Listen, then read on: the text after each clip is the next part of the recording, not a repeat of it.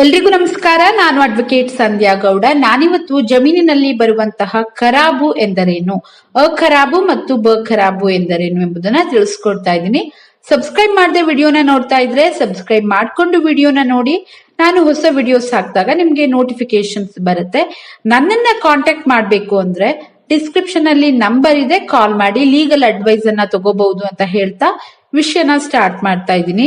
ರೈತರಾಗಿರ್ಬಹುದು ಅಥವಾ ಜಮೀನು ಇದ್ದಂತಹ ಪ್ರತಿಯೊಬ್ರು ಕೂಡ ಪ್ರಾಪರ್ಟಿಗೆ ಸಂಬಂಧಿತ ಎಲ್ಲಾ ವಿಷಯವನ್ನ ತಿಳ್ಕೊಂಡಿರ್ಬೇಕಾಗತ್ತೆ. ಈಗ ರೈತನ ಜಮೀನಿನ ಸುತ್ತಮುತ್ತ ಅಥವಾ ಪಕ್ಕದಲ್ಲೇ ಆಗಿರ್ಬಹುದು ಅಖರಾಬು ಮತ್ತು ಬಖರಾಬು ಜಮೀನು ಆಲ್ಮೋಸ್ಟ್ ಇರುತ್ತೆ. ಈ ಖರಾಬು ಜಮೀನು ಅಂದ್ರೆ ಇದಕ್ಕೆ ಪೂಟ್ ಖರಾಬ್ ಅಂತ ಕೂಡ ಹೇಳ್ತಾರೆ. ಉಳುಮೆಗೆ ಯೋಗ್ಯವಲ್ಲದ ಮತ್ತು ವ್ಯವಸಾಯ ಮಾಡೋದಕ್ಕೆ ಬರದಂತಹ ಭೂಮಿಯನ್ನ ಖರಾಬ್ ಜಮೀನು ಅಂತ ಕರೆಯಲಾಗುತ್ತೆ. ಇಂತಹ ಜಮೀನು ಊರ ಹೊರಗಡೆ ಇರೋದು ಜಾಸ್ತಿ. ಈ ಖರಾಬ್ ಜಮೀನಿನಲ್ಲಿ ಎರಡು ವಿಧಗಳು ಇರ್ತವೆ, ಅಖರಾಬು ಮತ್ತು ಬಖರಾಬು ಅಂತ ಹೇಳಿ. ಜಮೀನಿನಲ್ಲಿರುವ ಉಳುಮೆಗೆ ಯೋಗ್ಯವಲ್ಲದ ಜಮೀನನ್ನ ಅಖರಾಬು ಜಮೀನು ಅಂತ ಕರೆಯಲಾಗುತ್ತೆ. ಈ ಜಮೀನಿನ ವಿಸ್ತೀರ್ಣ ಮತ್ತು ನಕಾಶ ಎಲ್ಲವೂ ಕೂಡ ಇರುತ್ತೆ.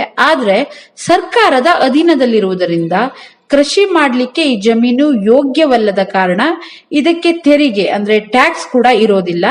ಉದಾಹರಣೆಗೆ ಜಮೀನಿನ ಪಕ್ಕದಲ್ಲಿರುವಂತಹ ಗುಡ್ಡಗಳಾಗಿರ್ಬೋದು, ಚಿಕ್ಕ ಚಿಕ್ಕ ಗುಡ್ಡಗಳಿರ್ತವೆ ಅವು, ಮತ್ತೆ ನಾಲೆ ಆಗಿರ್ಬೋದು, ಕೋರ್ಕಲ್ಲು ಮತ್ತೆ ಕರಿಕಲ್ಲು, ಪಾಳು ಭೂಮಿ, ಇವೆಲ್ಲವೂ ಕೂಡ ಅಖರಾಬು ಜಮೀನಿನಲ್ಲಿ ಬರುವಂತದ್ದು.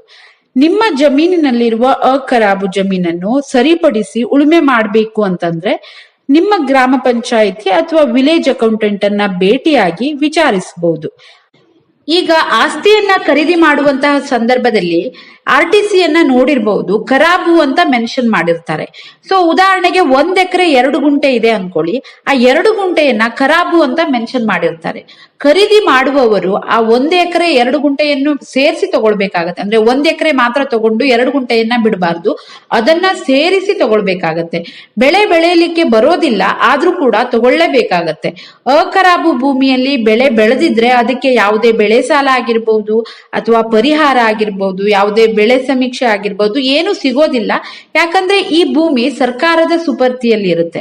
ಆದ್ರೆ ಭೂಮಿಯ ಮಾಲೀಕ ಅದನ್ನ ಉಪಯೋಗಿಸಲು ಅರ್ಹನಾಗಿರ್ತಾನೆ. ಸೊ ಯಾರ ಹೆಸರಲ್ಲಿ ಇರುತ್ತಲ್ವಾ ಅವರು ಅಲ್ಲಿ ಏನ್ ಬೇಕಾದ್ರೂ ಮಾಡ್ಬೋದು, ಅಂದ್ರೆ ಉಪಯೋಗಿಸ್ಲಿಕ್ಕೆ ಅರ್ಹರಾಗಿರ್ತಾರೆ. ಅಖರಾಬು ಬಖರಾಬು ಆಗೋದಿಲ್ಲ ಯಾವತ್ತೂ. ಅಖರಾಬೆ ಬೇರೆ, ಬಖರಾಬೆ ಬೇರೆ ಇರುತ್ತೆ. ಈ ಅಖರಾಬುವನ್ನ ಪಹಣಿಯಲ್ಲಿ ಅಖರಾಬು ಇರುವಂತಹ ಜಮೀನನ್ನ ಯಾರಾದ್ರೂ ತಗೊಂಡಾಗ ಆ ಖರಾಬನ್ನ ಸೇರಿಸಿ ಖರೀದಿಸ್ಬೇಕಾಗತ್ತೆ. ಇಲ್ಲ ಅಂದ್ರೆ ಅದು ಯಾರ ಸ್ವತ್ತು ಅಲ್ಲ ಎಂದು ಕರ್ನಾಟಕ ಭೂ ಕಂದಾಯ ಕಾಯ್ದೆ ಅಡಿ ಸೆಕ್ಷನ್ 67ರ ಪ್ರಕಾರ ಸರ್ಕಾರಕ್ಕೆ ಸೇರಿದಂತೆ ಆಗತ್ತೆ. ಅದಕ್ಕೆ ಖರೀದಿಸುವಂತಹ ಸಂದರ್ಭದಲ್ಲಿ ಅಖರಾಬನ್ನ ಸೇರಿಸಿ ತಗೋಬೇಕಾಗತ್ತೆ. ನೆಕ್ಸ್ಟ್ ಒಂದಿನ ನೀವು ಕನ್ವರ್ಟ್ ಅನ್ನ ಮಾಡಿಸ್ಕೊಳ್ಲಿಕ್ಕೆ ಬರುವಂತದ್ದಾಗಿರತ್ತೆ, ಕನ್ವರ್ಟ್ ಅನ್ನ ಮಾಡಿಸ್ಕೊಳ್ಬಹುದು. ಅಖರಾಬು ಸರ್ಕಾರಿ ಸ್ವತ್ತಲ್ಲ, ಅದು ಖಾಸಗಿ ಸ್ವತ್ತೇ ಆಗಿರುತ್ತೆ. ಆದ್ರೆ ಅಲ್ಲಿ ಖಾಸಗಿಯವರು ವ್ಯವಸಾಯಕ್ಕೆ ಬಳಸ್ತಾ ಇಲ್ಲ ಅಂತ ಹೇಳಿ ಕಂದಾಯ ವಿನಾಯಿತಿಯನ್ನ ಕೊಟ್ಟು ಖರಾಬು ಭಾಗಕ್ಕೆ ಸೇರಿಸಿರ್ತಾರೆ. ಯಾಕಂದ್ರೆ ಉಳುಮೆ ಮಾಡ್ಲಿಕ್ಕೆ ಬರುವಂತಹ ಜಾಗ ಆಗಿರೋದಿಲ್ಲ, ಅದಕ್ಕೆ ಖರಾಬು ಭಾಗಕ್ಕೆ ಸೇರಿಸಿರ್ತಾರೆ. ಇದರ ಬಗ್ಗೆ ಕರ್ನಾಟಕ ಭೂ ಕಂದಾಯ ನಿಯಮ 1966ರ ರೂಲ್ 21ರಲ್ಲಿ ವಿವರಿಸಲಾಗಿದೆ. ನೆಕ್ಸ್ಟ್ ಬಖರಾಬು ಅಂದ್ರೆ ಭೂಮಿಯನ್ನ ಸಾರ್ವಜನಿಕ ಉಪಯೋಗಕ್ಕೆ ಬಿಟ್ಟಿರುವಂತಹ ಜಮೀನು.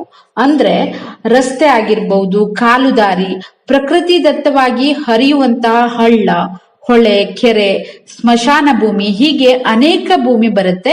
ಇವನ್ನ ಬಖರಾಬು ಜಮೀನು ಅಂತ ಕರೆಯಲಾಗುತ್ತೆ. ಇದು ಸರ್ಕಾರದ ಅಡಿಯಲ್ಲಿ ಬರುವಂತದ್ದು. ಇದರ ಸ್ವರೂಪವನ್ನ ಬದಲಿಸಲು ಬರೋದಿಲ್ಲ. ಅದನ್ನ ಬದಲಿಸಿದ್ರೂ ಕೂಡ ತೊಂದರೆ ಆಗತ್ತೆ, ಜೊತೆಗೆ ಕಾನೂನಿನಲ್ಲಿ ಅವಕಾಶ ಕೂಡ ಇಲ್ಲ. ನಿಮ್ಮ ಜಮೀನಿನ ಪಕ್ಕ ಬಖರಾಬು ಜಮೀನು ಇದ್ರೆ ಸಾರ್ವಜನಿಕ ಕೆಲಸಕ್ಕೆ ಅಡ್ಡಿ ಕೂಡ ಮಾಡಬಾರ್ದು. ಯಾಕಂದ್ರೆ ಅದು ಸಾರ್ವಜನಿಕ ಕೆಲಸಕ್ಕೆ ಇರುವಂತದ್ದು, ಖಾಸಗಿಯಾಗಿ ಉಪಯೋಗಿಸ್ಲಿಕ್ಕೆ ಬರೋದಿಲ್ಲ, ಸರ್ಕಾರದ ಭೂಮಿ ಆಗಿರುತ್ತೆ. ಈಗ ಅಖರಾಬು ಜಮೀನ್ ಏನಿರುತ್ತಲ್ಲ ಅದನ್ನ ಕನ್ವರ್ಟ್ ಮಾಡಿಸ್ಕೊಳ್ಬಹುದು. ಆದ್ರೆ ಬಖರಾಬು ಏನಿರುತ್ತಲ್ಲ ಅದನ್ನೆಲ್ಲ ಕನ್ವರ್ಟ್ ಮಾಡಿಸ್ಲಿಕ್ಕೆ ಬರೋದಿಲ್ಲ. ನಿಮ್ಮ RTC ನಲ್ಲಿ ಅಖರಾಬು ಮತ್ತು ಬಖರಾಬು ಅಂತ ಹಾಕಿರ್ತಾರೆ.